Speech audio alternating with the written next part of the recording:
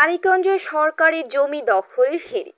বেশির আলো টিভি বীর মুক্তিযোদ্ধা মোহাম্মদ আজহার হোসেন মানিকগঞ্জের ঘিওরর উপজেলার বানিয়াজুরি বাসস্ট্যান্ড এলাকায় বর্তমান চেয়ারম্যান SI আনসারি বিল্টু সড়ক ও জনপথ বিভাগের জায়গায় অবৈধ মার্কেট নির্মাণ করার পথ সিংগাইর উপজেলার বাইরা ইউনিয়নের বাইরা বাজারে নিজের জায়গায় অবৈধ তিনতলা ভবন নির্মাণ করে প্রশাসনকে বৃদ্ধাঙ্গুলি দেখাচ্ছেন হান্নান সহ তার ভাইরা।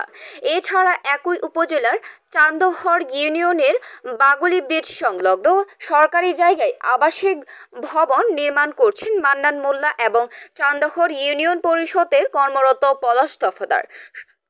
শুধু তাই নয়, মানিকগঞ্জ সদর উপজেলার পোটাইল ইউনিয়ন এবং গোকুলনগর গ্রামের সরকারি খাল দখল করছেন সোনামিয়া সহ অজ্ঞাত বেশ কয়েকজন এবং মানিকগঞ্জ জেলা পশু হাসপাতালের নাকের ডগায় সড়ক ও জনপথের জায়গা দখল করে লাইসেন্সবিহীন কসাই পট্টি গড়ে তুলেছে।